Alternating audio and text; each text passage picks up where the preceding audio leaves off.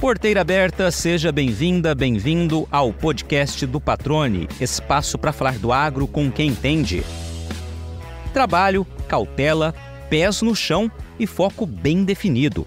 Ingredientes que, somados ao tradicional otimismo de quem cultiva a terra, têm garantido uma receita de sucesso na fazenda da família Ferri, em Campo Verde, Mato Grosso. A propriedade dos paranaenses, que mudaram-se para o Centro-Oeste no início dos anos 80, é um exemplo de como o olhar direcionado para as melhorias contínuas do lado de dentro da porteira faz diferença e ajuda a tornar mais sólidos os projetos futuros. No estado que simboliza a força do agro brasileiro, mas ao mesmo tempo ainda carece de avanços logísticos, ter o próprio armazém na fazenda é, sem dúvidas, um grande diferencial. O Fernando Ferri e a família dele sabiam disso quando decidiram financiar este investimento há cerca de uma década. A estratégia, incomum naquela época para propriedades consideradas relativamente pequenas em Mato Grosso, quebrou este paradigma. O assunto é um dos tópicos do bate-papo com o agricultor e atual vice-presidente sul da AproSoja, que também fala sobre sucessão familiar, gestão, fortalecimento institucional e os destaques do 4º Simpósio Técnico da Associação dos Produtores de Soja e Milho, que terminou esta semana com um recorde de público e muitas orientações para auxiliar a superar os desafios da nova safra. Fernando Ferri, uma das pessoas que eu posso chamar certamente de meu amigo, né? Muitas e muitas vezes você nos atendeu já há alguns anos, aí nem vamos revelar muito o tempo que faz, cara. Que satisfação recebê-lo aqui no podcast do Patrone, ainda mais numa semana como essa, né? Em que a gente acompanhou, né, o 4º Simpósio Técnico da AproSoja. Vamos falar um pouquinho também sobre isso, né? Que está sob o seu guarda-chuva, está também na organização, né? Como vice-presidente da região sul da AproSoja e também coordenador da Comissão de Defesa Agrícola. Mas antes, vamos contar um pouquinho de história, conhecer mais da tua trajetória no agro, Fernando. E eu te agradeço mais uma vez, cara, por ter aceitado o convite e estar aqui batendo esse papo comigo. Seja bem-vindo ao podcast do Patrone. Obrigado, Patrone. É uma honra participar desse podcast seu. Seu podcast tem um grande alcance entre nós, os produtores, justamente por essa sua trajetória no agro, né? Que nem você falou, a gente se conhece de longas datas, né? Eu lembro das primeiras vezes que você foi lá na fazenda, a gente conversou. Acho que foi pelo Canal Rural primeiro, teve na Globo, depois voltou pro Canal Rural. E hoje está ainda aí novamente no Canal Rural e com essa nova jornada sua pelo podcast. Você realmente é um amigo, porque assim, nem todo jornalista do agro consegue ter essa proximidade que você tem com os agricultores, né?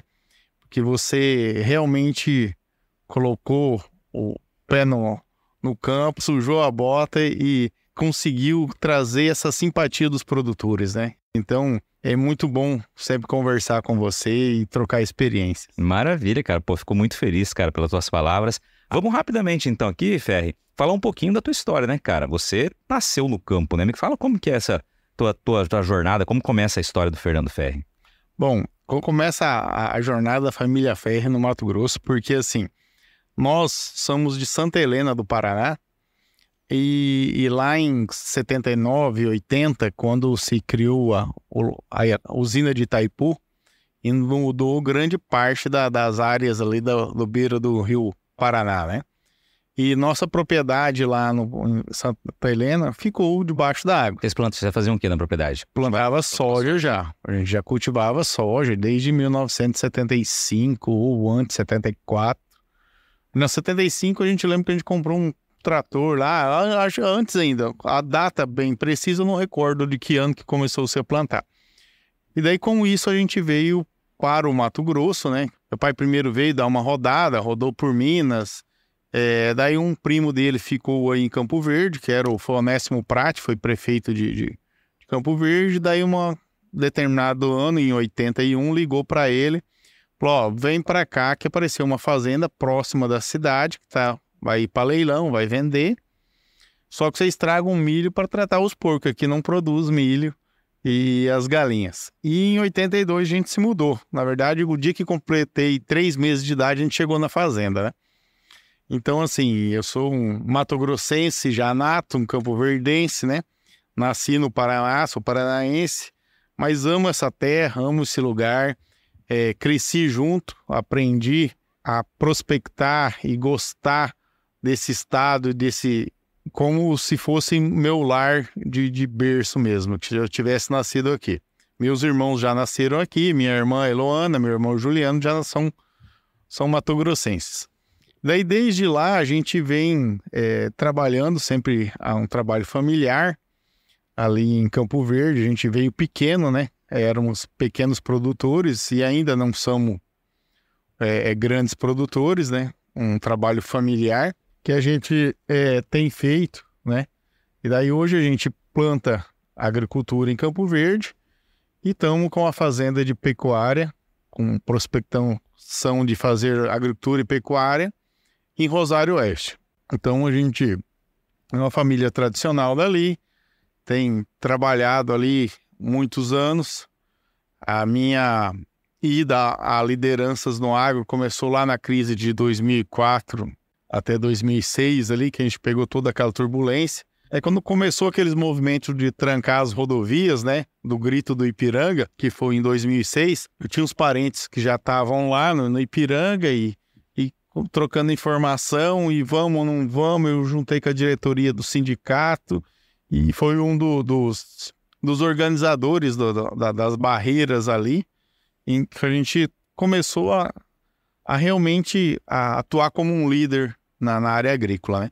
E a gente ajudou a fomentar, a organizar, a manter. Foram 15 dias lá de muita dificuldade, trancando estrada, sendo xingado por todo mundo. Foi um momento difícil para nós, agricultura. A gente chegou nesse extremo de parar o trânsito para o poder público poder dar uma anistia, fazer algo por nós, né? Que era um momento muito difícil, né? Daí depois de lá eu entrei num mandato do sindicato e desde 2010 eu estou dentro da ProSoja. Já são 14 anos aqui dentro da ProSoja. Entrei como suplente delegado, fui delegado coordenador, segundo vice-presidente Sul, e agora estou novamente como vice-presidente Sul. Estou hoje como coordenador de defesa agrícola, fui coordenador da Comissão de Sustentabilidade. Então, assim, a gente milita nessa profissão, assim, digamos, de defensor do agro por amor. Nunca me envolvi em política partidária, faço política classista, defendo o interesse de todos os produtores. A gente trabalha num coletivo para trazer o melhor para todo mundo. E nunca visando um bem próprio, só olhando para si, querendo tirar vantagem de uma situação ou outra. A gente trabalha para que chegasse a todos os produtores o bem comum, né? Legal, cara. E assim, sempre que eu converso com algum produtor rural, enfim, que se dedica a participar de uma entidade, né? A ProSoja é um dos exemplos. Sempre eu gosto de frisar o seguinte, né? Quem está participando de diretoria, de comissões, que está ali, está mais do que nunca se doando, né? Doando tempo, né? Ou seja, você muitas vezes poderia estar na tua fazenda, estar lá na fazenda da família, trabalhando, mexendo com N coisas que tem para mexer e está doando tempo justamente por entender que é uma contribuição que vai ajudar também todo um setor, né? E eu lembro, deixando bem claro para todos que não conhecem como que isso funciona, é um trabalho voluntário. Além de doar o tempo, a gente acaba desprendendo de recurso financeiro, porque você paga uma coisa aqui, outra ali, um hotel, uma refeição, um combustível, não sei o quê. E o tempo que é mais precioso, né? Que todo mundo, cada dia, o dia está mais curto para todo mundo. Você tem mais afazeres, cada vez tem mais uma burocracia, mais uma dificuldade que o sistema coloca para você operacionalizar. A atividade agrícola é uma atividade muito ampla. O produtor tem que ter conhecimento em várias áreas para ser um produtor de sucesso. Tem que cuidar de mercado, de clima, de meteorologia, de financeiro, de biotecnologia. Tem que estar a par para poder tomar decisão no seu negócio e estar sempre ali a par e passo do que tem de mais novo para ele ser um produtor de sucesso, para não cair, não ficar para trás, não ficar desatualizado, para não acabar perdendo o cavalo que passa encilhado. Então, assim, a oportunidade nasce para todos os dias. Você não pode perder, é o time de aproveitar essa oportunidade. Ô Ferri, só por tradição, cara, que a gente faz aqui no podcast, né? Você trouxe um pouco da tua história, da tua origem, né? A tua ligação de berço com o campo, evidentemente, mas qual que é a primeira imagem de agro, de fazenda, de campo que você lembra? São várias, né, patrão?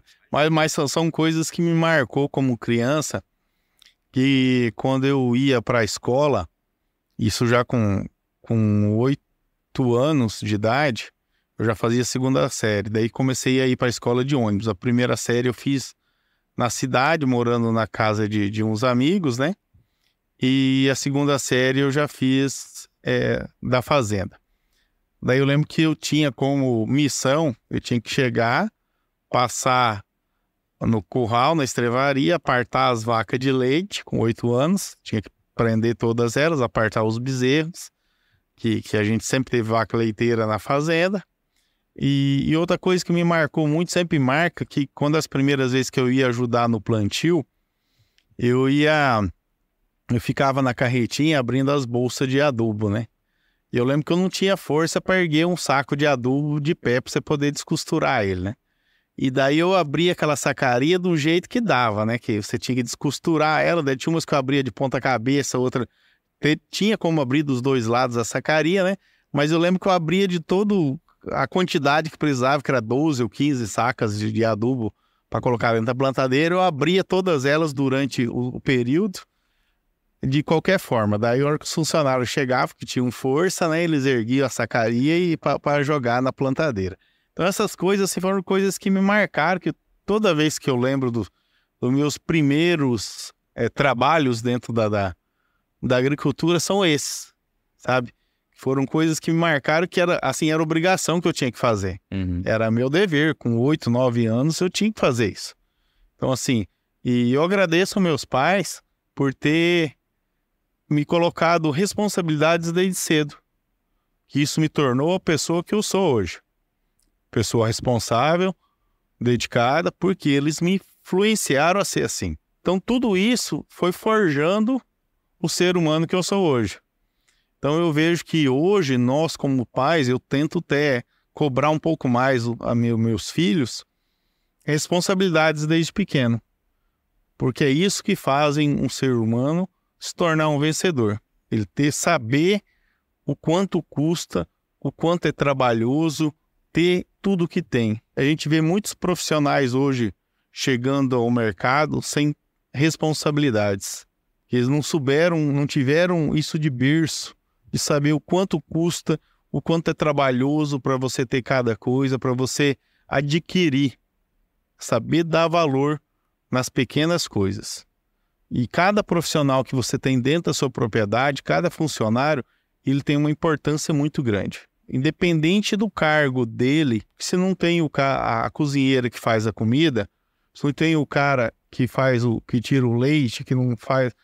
Se não tem operador, então assim, desde os serviços mais básicos até os maiores, eles têm a sua função vital, que você não consegue rodar um sistema só com operadores de máquina hoje, de gabina, de piloto automático.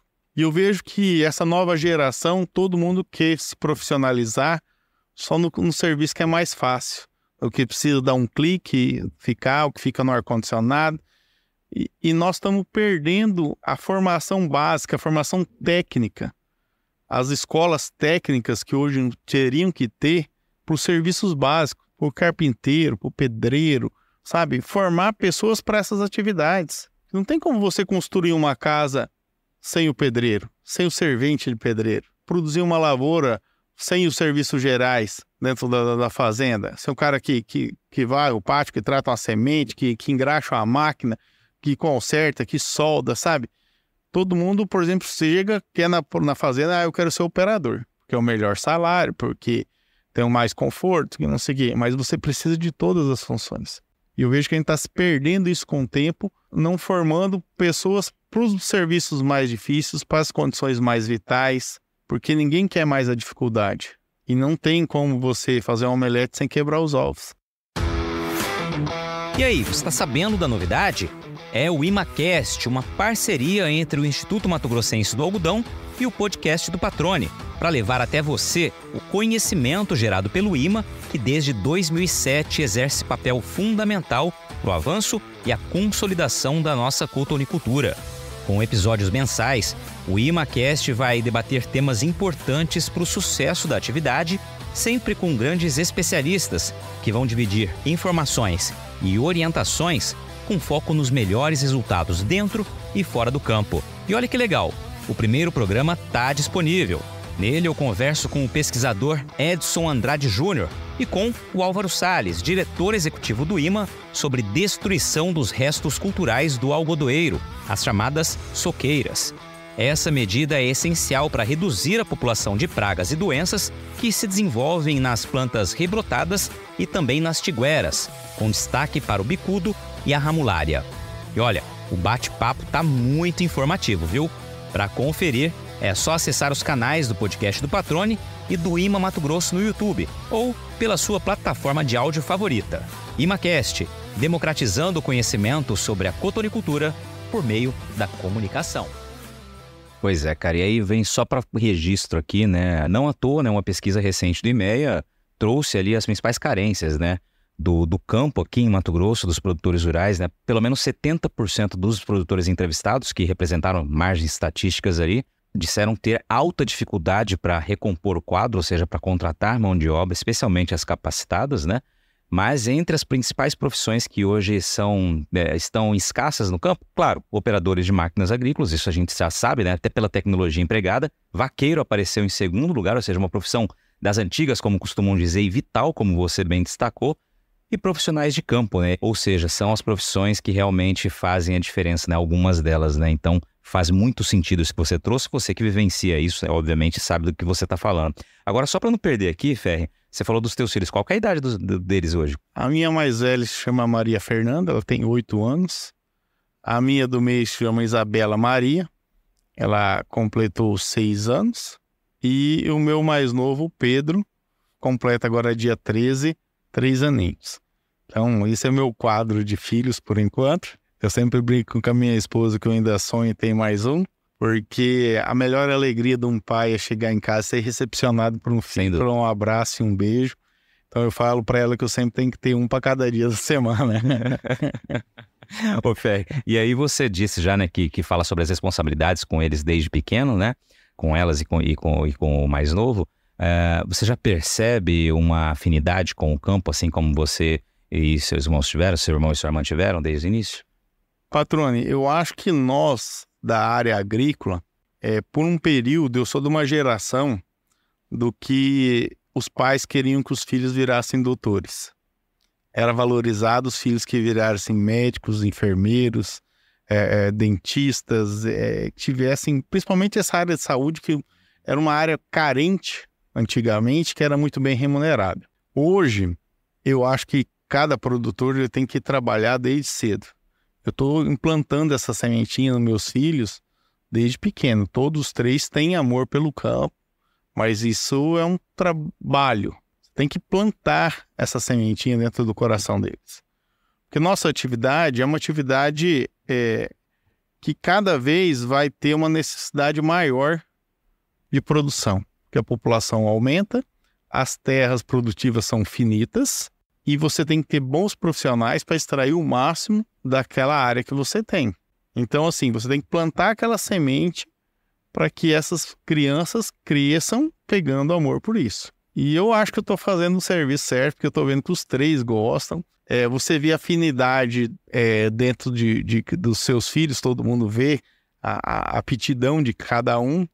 Eu já tento trabalhar psicológico de cada um, você vai cuidar dessa área, você vai cuidar dessa, você vai cuidar dessa, para dividir os 3 dentro dos setores da fazenda, mas você tem que plantar essa sementinha. Uma dica, aliás, né, o pessoal que nos acompanha aqui, o Daniel Wolff, que hoje faz palestras, né, produtor rural, que tem feito essa sucessão familiar, né, do pai para ele, né, ele participou aqui do podcast e falou que uma das estratégias que o pai adotou e que ele adota também com os filhos e que ele sempre busca quando perguntam, recomendar, além de plantar essa semente, ou melhor, plantar essa semente, evitar, por exemplo, reclamar da atividade dentro de casa, né? Quando você passa a reclamar demais, né, da atividade, a pecuária não dá dinheiro, a agricultura só dá problema, ou isso ou aquilo, enfim, você começa a criar uma maneira de afastar né, o interesse, né, da criança ali. E você trazer só os pontos positivos, claro, mostrando que existem os pontos de percalço, né, mas saber equilibrar, saber dosar isso também é um caminho que ele, como testemunha, diz que vale a pena. Eu acredito que seja assim. Você está dizendo, plantar semente, mostrando a realidade, mas também enaltecendo toda a grandeza que tem o nosso agro, né? Com certeza, Pato. A gente tem que aprender, particularmente eu consigo fazer isso, é tentar não levar os problemas que eu passo no dia a dia para dentro de casa. Ficar comentando, conversando muito sobre os problemas dentro de casa. Os problemas sempre tem e sempre vão ter. A nossa é uma atividade muito dinâmica, então tem várias coisas diferentes no mesmo dia acontecendo de vários ambientes diferentes, né? Então a gente leva realmente para dentro de casa o que é bom. A gente conta o que deu certo, o que é gostoso, o que tá bom. Lógico, quando não tá colhendo bem, você chega, puxa, fechou um talhão, foi mal, a seca judiou e tal. Mas a gente procura não ficar remoendo as dificuldades dentro do lar de casa, que é para as crianças pegarem amor, realmente. Você tem que mostrar o lado bom da coisa. Tudo na vida tem um lado bom e um lado ruim. Só que o bom profissional é aquele que faz o que gosta. Quando ele faz o que gosta, quando ele passa por um período de dificuldade, ele não abandona a atividade. Ele entende que é um período de dificuldade que as coisas vão melhorar. E a pessoa hoje, para ser agricultor, ele tem que ser o ser humano mais otimista da face da terra. Ele sempre acredita que amanhã vai dar certo, que o ano que vem a safra vai ser melhor, que o ano que vem o preço vai melhorar. Então ele faz aquilo por amor. Ele tem fé, tem que acreditar. Que você pega milhões de reais e enfia debaixo da terra, confiando que vai dar certo. E a gente viu um ano igual esse, porque nós passamos aqui, grandes dificuldades, grandes problemas. Mas nem todo mundo colheu mal. Que nem a gente trouxe hoje nas nossas palestras aqui, já entrando no nosso assunto do simpósio, que tem técnicas para você minimizar os efeitos climáticos. Lá atrás, quando eu fiz uma live com o Leão, antes da safra, ele falou desses percalços e deu alguns alertas. Então, assim, eu fui um cara que me preparei para esses percalços dessa safra. E colhi bem. Fechei uma média muito boa. Meio saco mais do que o ano passado, que foi um ano excepcional. Então, assim, não foi meu recorde de média, mas ficou muito próximo do meu recorde, num ano difícil. Ah, não deu seca? Lógico que deu. Meus vizinhos escolheram mal, mas eu me preparei para essa dificuldade. Então, assim, você tem que estar antenado nas informações e se preparar para os momentos difíceis. Porque quando as coisas estão muito fáceis, muito eufóricas, elas tendem a piorar. Tudo que está em cima desce e tudo que está embaixo vai subir. Então você tem que ter esse time, esse feeling de saber, tá tudo muito bom. Se prepara que vai vir dias piores. Vamos dar uma segurada nos investimentos, vamos maneirar, porque pode piorar. Tem um ano ruim de clima, vamos se preparar para isso. Vamos plantar dentro da umidade ideal, vamos trabalhar com palhada, vamos trabalhar com recurso biológico, vamos trabalhar com isso, com aquilo. Então, uma série de coisas que você pode fazer. Então, você tem que estar preparado e tem que preparar essa juventude para esse momento difícil. E daí o cara que gosta, ele faz com amor, ele não sai da atividade. Porque o cara, quando faz uma coisa que não gosta, a primeira dificuldade que tem, ele chuta o balde e sai e fala, vou vender tudo isso aqui, vou arrendar, vou ir lá na praia, morar lá, não sei o quê, sabe? Então, isso tem em todas as profissões. Momentos de auge e momentos de fundo de poço. Ô Ferri, antes da gente seguir aqui pro simpósio, eu queria só que você retratasse um pouquinho do que é a propriedade rural de vocês, né? É uma propriedade familiar, você já deixou claro aqui. Eu me recordo das vezes que eu visitei lá vocês, de ver construção de armazém, acompanhar vários dos processos que vocês fizeram para estruturar, ou seja, enxergando a importância do investimento dentro da fazenda, né? Para melhorar ali vários pontos que muitas vezes vou usar a palavra que roubam o dinheiro do agricultor, né? Ou seja, onde o dinheiro acaba ficando pelo caminho, E eu queria que você falasse um pouquinho sobre isso. O que vocês plantam hoje, né, na parte da agricultura, pecuária você já comentou, mas ali em Campo Verde, como que vocês distribuem o plantio de vocês? E também deixar claro que a gente não está falando de uma mega propriedade rural, né? Acho que, inclusive, é um dos grandes exemplos da grande média das propriedades rurais aqui de Mato Grosso, né, em termos de tamanho. Hoje a gente planta aí em Campo Verde 1.200 e poucos hectares, 1.213 para ser mais exato. Grande parte da área é própria, né? A gente arrenda um pouquinho, lá um percentual de 180 hectares. E a gente construiu o armazém em 2014, né? Logo que saiu aquelas linhas do BNDES, do PCA, né? Daí eu fui no Banco do Brasil para financiar o armazém, né? Daí, como a gente já foi trabalhando a parte de sucessão familiar, todas as áreas que a gente adquiria, colocando um nome, ou do meu irmão, ou estava no nome do meu pai. Daí, que chegou no banco, não aprovou, porque não dava limite de crédito, porque era só o CPF do meu pai que trabalhava no Banco do Brasil. Daí a gente foi pro Banco Bradesco, ele entendeu o grupo familiar, né? Que o tamanho que a gente era, né? E daí eles aprovaram. Daí o nosso foi o primeiro PCA do Brasil para construção pela Bradesco, né? Que era um banco privado com linha de BNDES, né? Então o Bradesco não sabia trabalhar nessa linha e nem nós. E eu ainda metido a esperto, falei, não vou contratar projeto, eu mesmo faço, né? Aquilo deu uma dor de cabeça, branqueou essa barba, mas fiz. Ele se pagou dentro do período, daí na hora que foi registrar a cédula era para 7 anos, daí o gerente errou e colocou 6, daí ia ficar mais apertado para pagar, a simulação para ele se pagar era 9, mas graças a Deus correu tudo bem, ele se pagou dentro dos 6 anos. Hoje eu falo aos produtores que é mais vantajoso, em vez de você ampliar a área, você construir um armazém e depois ele te dá a oportunidade de ampliar a área com solidez. Grande parte dos problemas de preço que nós vemos hoje no nosso país e mostrados aí no gráfico, que a gente nunca se vendeu tanta soja e nunca se vendeu tanta soja barata. 15% a menos do que o valor da soja americana, pelo fato da gente não ter onde armazenar e segurar essa produção. Ou seja, para quem não é do agro, entender muito facilmente, precisa se desfazer do produto o quanto antes, porque não tem onde guardar e vem outra safra sempre na sequência. E as trades aprenderam a trabalhar com isso. Ela fala, não estou preocupado em comprar. O produto vai vir por gravidade, assim que eles falam. Porque sabe que o produtor não tem onde colocar. Então tem que entregar na mão deles. E eles pagam quanto que eles querem. Daí eles tiram o prêmio, colocam um prêmio negativo. Como é que se trabalha com um prêmio negativo tendo recorde de exportação? Hein? Me diz. Então, assim, as três aprenderam a operar com isso, o produtor está ainda com dificuldade, ainda mais em anos difíceis desse, com pouca margem.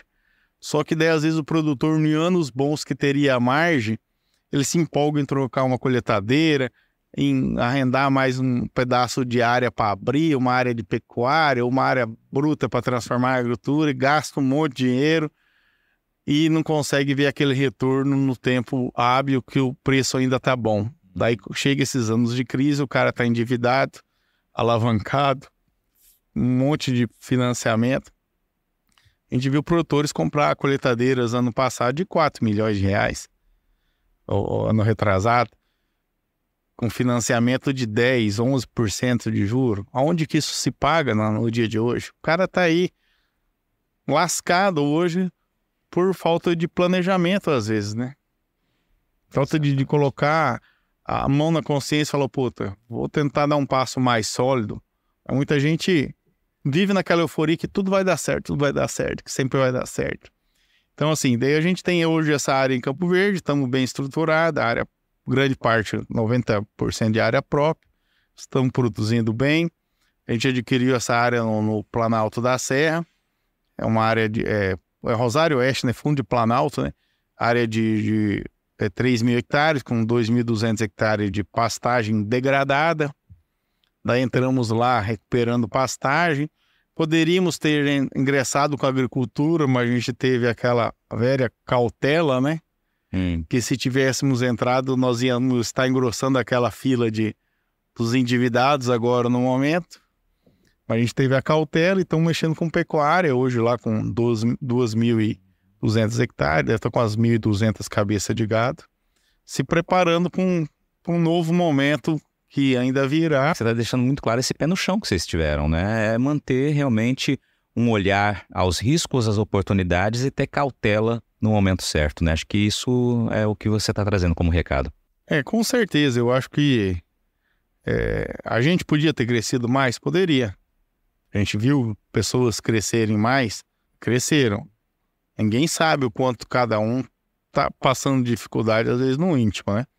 Mas eu falo assim, se a gente manter uma cautela, você vai dando passos firmes, passos sólidos. Você nunca para de crescer. Você só segue um ritmo, às vezes um pouco mais lento. A gente vê muita gente que cresce rápido, mas desce muito mais rápido ainda, né? Então a gente pode não estar fazendo o que tem de melhor, ou tá fazendo o que tem de melhor, né? É um ponto de vista de que cada um tem. Tem dado certo até aqui, não tem, Ferri? Com certeza, tem dado muito certo. Os passos têm sido sólidos e firmes num futuro que a gente almeja e sonha. Você tem que colocar uma meta onde é que você quer chegar. Maravilha. Vamos lá, rapidamente aqui. A estrutura do armazém de vocês qual que é a capacidade? 6.000 toneladas hoje. Naquela época não tinha essa equalização de limites. Esse negócio das 6.000 toneladas já foi na diretoria nossa da ProSoja que a gente enxergou que era o nicho dos pequenos produtores aí, até 1.000 hectares, 1.000 e poucos hectares aí, que era um nicho que precisava ganhar uma atenção maior, porque antigamente o PCA era pego por grandes cooperativas, grandes grupos, e esse produtor que mais precisa do armazém estava ficando de fora, porque se plantou uma história que não era viável, que tinha que ter mais de 3.000 hectares, e a gente desfez essas narrativas todas com dados, provandos e números. Daí teve uma taxa de juros diferenciada, né, para até 6.000 toneladas. Então, isso foi trabalho nosso dentro da ProSoja, exemplos de casos que a gente levou para a diretoria e mostrando a viabilidade disso, né? Muito bem lembrado isso que você trouxe aqui. Me recordei aqui durante a tua fala dos eventos que a ProSoja fez, né? Colocando todos os agentes que eram envolvidos, né, na operacionalização dessa linha, colocando aquela famosa calculadora de viabilidade para mostrar para o produtor justamente que existia possibilidade de financiar e de fazer esse investimento com áreas menores, né, com a capacidade abaixo do que se falava normalmente, né, que era o viável. Realmente muito bem lembrado aqui, é um trabalho institucional, né, que mostra a importância de uma entidade robusta como a ProSoja. Para fechar aqui, antes da gente partir para o simpósio, vocês estão plantando soja, plantam feijão ainda? Como que está a distribuição das áreas de vocês? Plantamos ainda soja, milho e feijão, nossos carro-chefe da agricultura. A gente está chegando numa época de muita movimentação no campo, com os preparativos para o cultivo de uma nova safra de soja. E nessa hora, você sabe que poder contar com uma empresa que tem a semente disponível mais perto da fazenda é uma mão na roda, né? Afinal, se a semente chega na propriedade muito tempo antes do plantio, há risco de perda da qualidade. E se chega depois, é a janela ideal da semeadura que fica prejudicada. Pensando em eficiência, a Agrosol Sementes tem 2 unidades em regiões estratégicas para a distribuição de suas sementes em Mato Grosso. Uma na BR-070, em Campo Verde, junto à unidade de produção, e outra no moderno centro de armazenagem, tratamento e distribuição na BR-163, entre Sorriso e Lucas do Rio Verde. Juntas, estas 2 unidades possuem capacidade de armazenar sementes para o cultivo de 670.000 hectares de soja. Para a Agrosol, estar mais perto de quem produz é sinônimo de agilidade e segurança na entrega e, claro, cuidado com o produto. É garantia de sucesso para o cliente. Para informações, entre em contato com a Agrosol pelo telefone 66-2123-5201 ou acesse o site agrosolsementes.com.br e busque o atendimento personalizado diretamente com o representante mais próximo de você. Você está ouvindo o podcast do Patrone. Agroinformação com quem entende. E aí, Ferri, vamos partir agora para o simpósio, né? O 4º simpósio técnico da ProSoja. Aliás, um sucesso essa edição, né? Ficou muito bem distribuída, a programação das palestras muito bem pensadas, uma exposição muito ampla também do trabalho realizado pelas comissões da ProSoja, as comissões técnicas, né? Logística, defesa agrícola, né? Sustentabilidade, enfim, são 6, se eu não me engano, comissões aí que existem. Eu queria que você me falasse um pouquinho da tua avaliação e qual o saldo que, na tua avaliação, o simpósio tem trazido para os produtores rurais. Bom, nós estamos no 4º simpósio. É muito jovem ainda a nossa tradição no simpósio, porém, a gente já está colhendo frutos. A gente teve um público inscrito de 790 inscritos no nosso simpósio. Foi um sucesso, casa cheia. A apresentação de trabalhos do CETECNO, que é um avanço que a ProSoja fez imenso. Esse simpósio nosso, a gente procura trazer os temas que estão à tona no momento, né?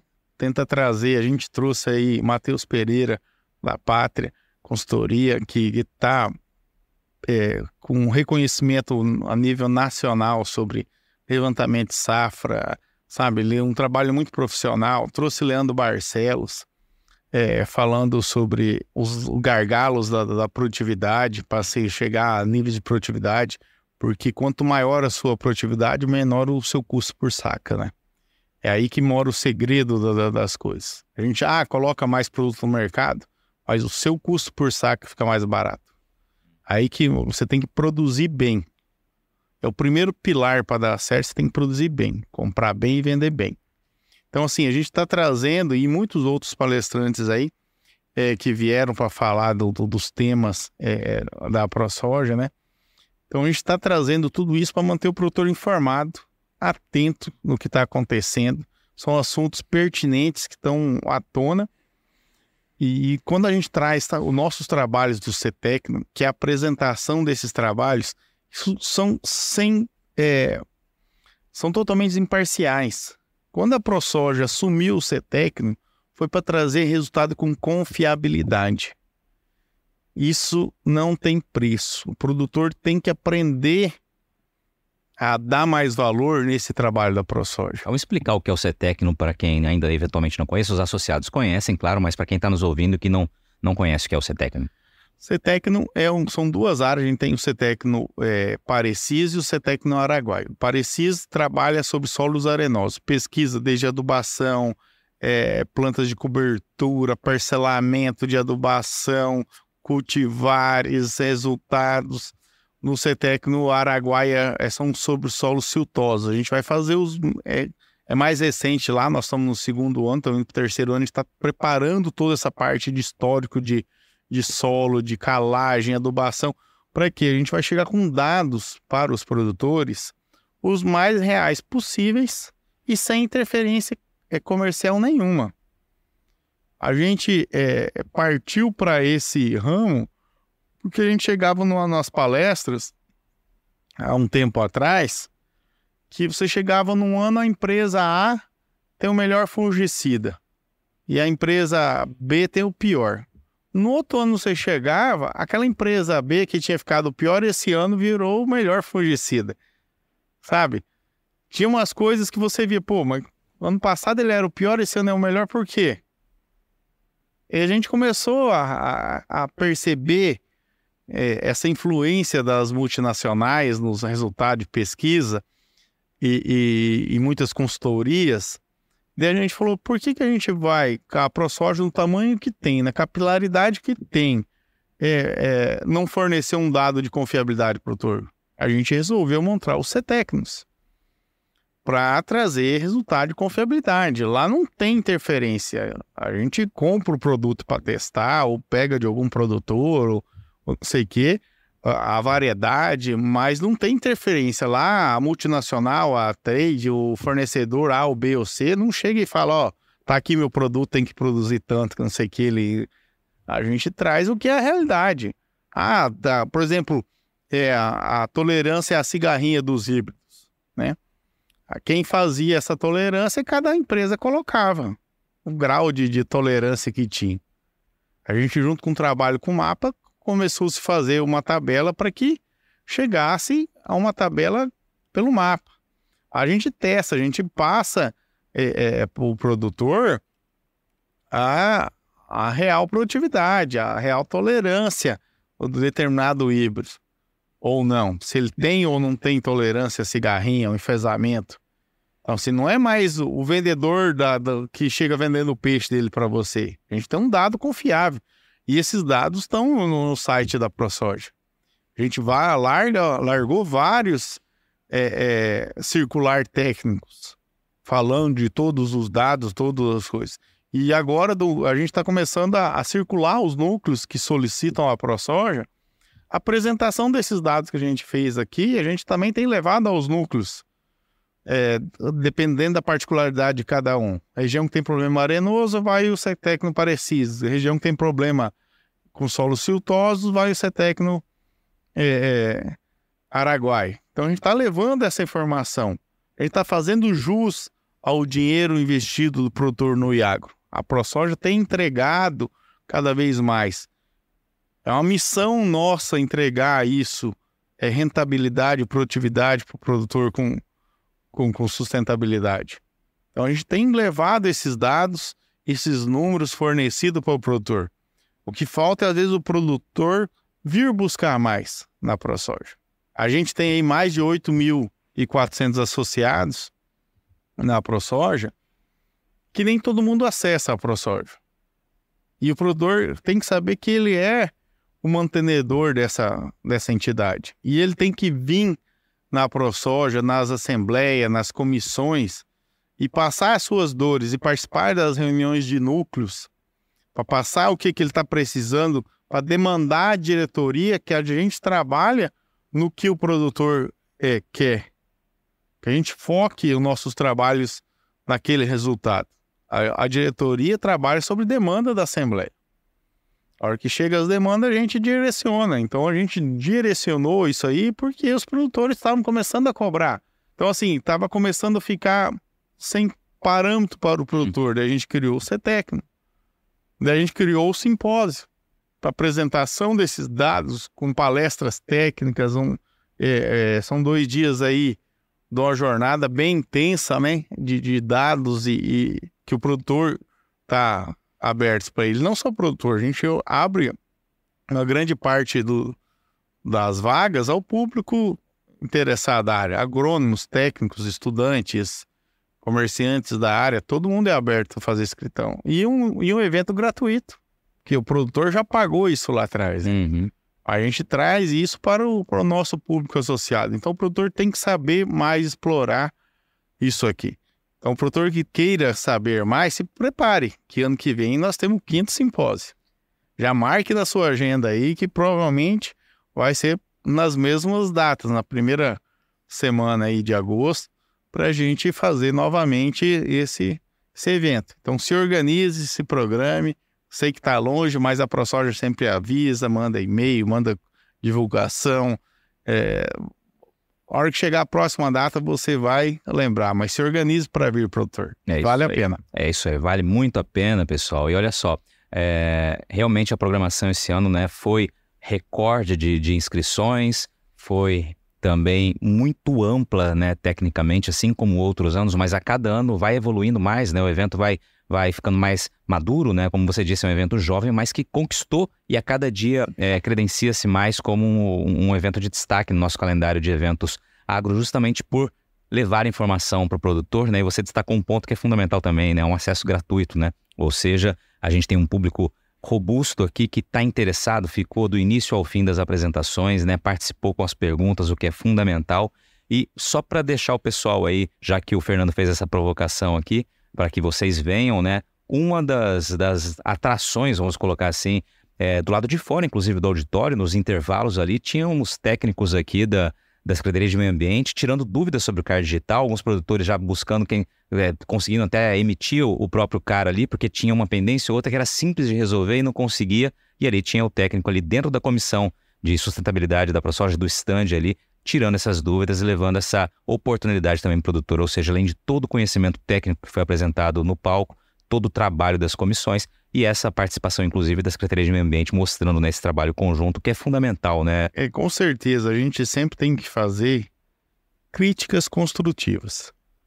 Quando você está vendo algo de errado, você não pode se eximir e ficar quieto. Você tem que chegar e falar, ó, tá errado, tem que fazer assim, tem que fazer assado, tem que... Esse é o papel da entidade. E a gente muitas vezes bateu na SEMA e quando é preciso a gente bate, mas quando é preciso a gente é parceiro. Tá aí uma bela atitude da SEMA foi criar esses mutirões, né? Então o que a gente está tendo aqui é um mini mutirão para os associados que estão presentes, né? Então a gente facilita esse acesso. Nós temos esse braço político da ProSoja que faz toda essa ligação com o governo, com as entidades, com o Congresso, com a Assembleia.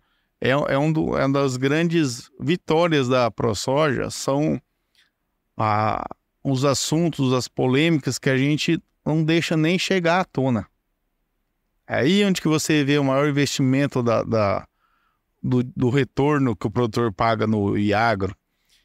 Tem assuntos que a gente não deixa nem chegar a conhecimento dos produtores, que a gente mina já no começo.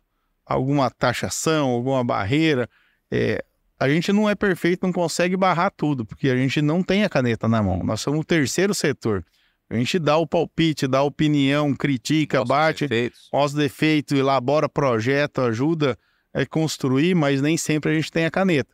A gente tem que fazer todo esse papel. Nós, como entidade, temos que fazer esse papel que o produtor sozinho não tem como ele chegar numa secretaria, num governador, numa Câmara do Deputado, e a gente tem braços para isso, né? Tem uma equipe técnica contratada de alto escalão, tem a diretoria que se envolve nisso aí, que a gente tem coisas que tem que ser nós, os diretores, que temos que estar ali a pé do ouvido, conversando com um e com o outro, para que as coisas aconteçam.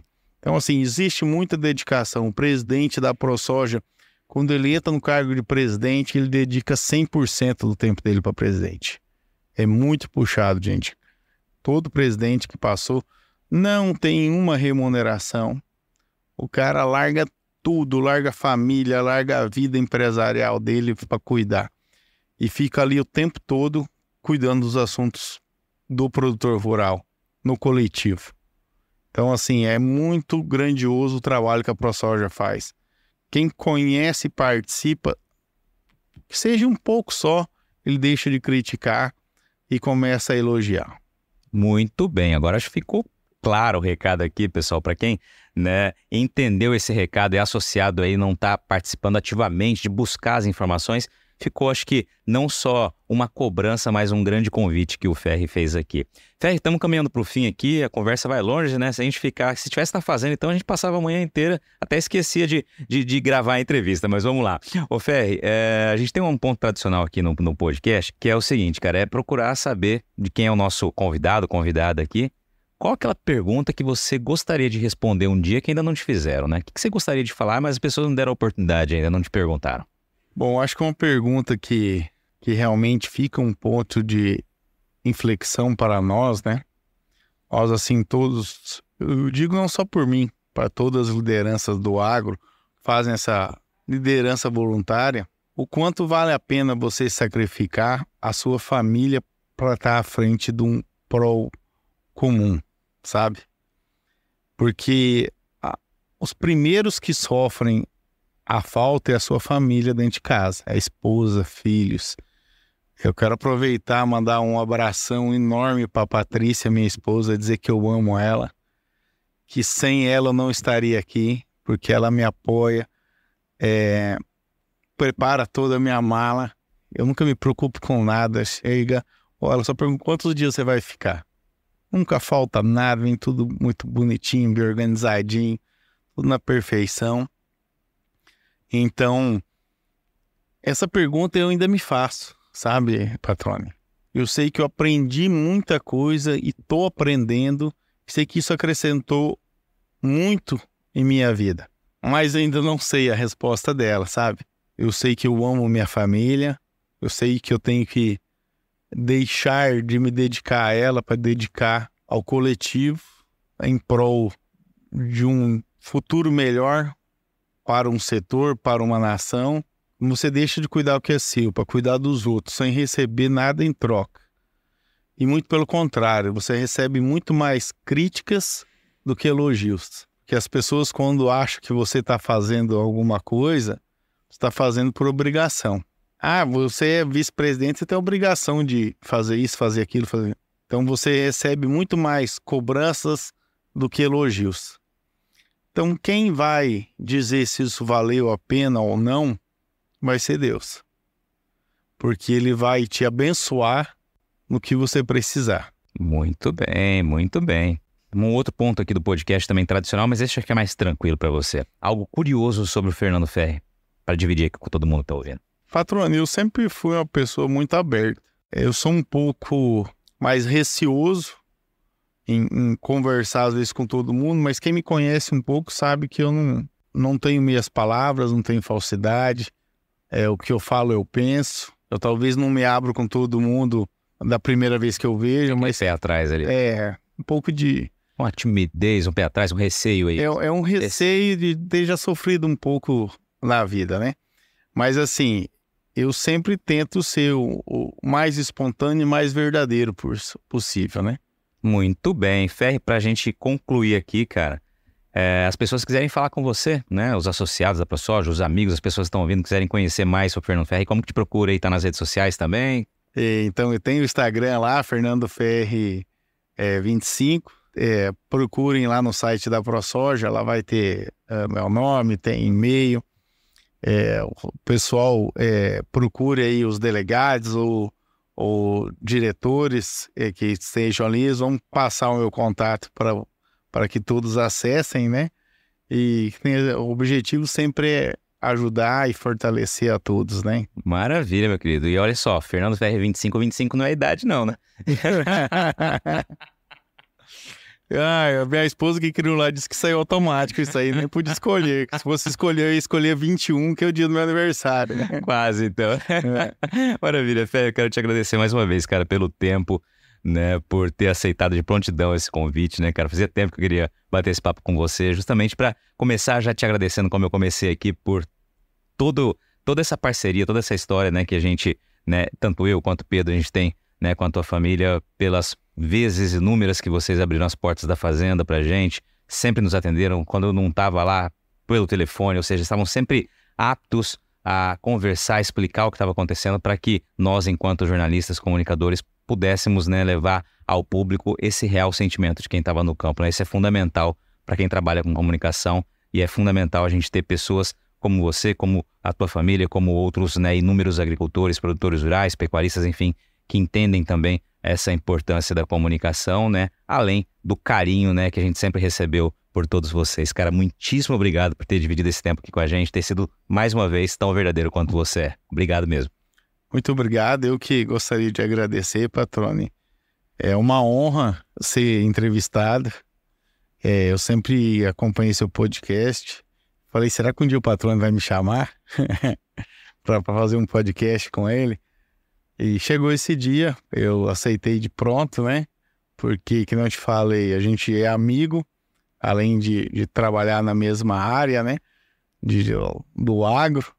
Então, para mim foi um prazer estar aqui no seu podcast. É um sucesso, sempre vai ser. Você tem seu carisma e que vai alcançar cada vez mais pessoas e seu público vai cada vez aumentar de ouvinte. Vamos fazer voto que esse podcast rode bastante, né, Patrone? Porque todo mundo possa ouvir e entender um pouco o que é do seu programa, do que a ProSoja faz, do que o Fernando Ferri faz, para tentar levar essa informação a todos. Muito obrigado, foi uma honra realmente participar do seu podcast. E aí, gostou do bate-papo?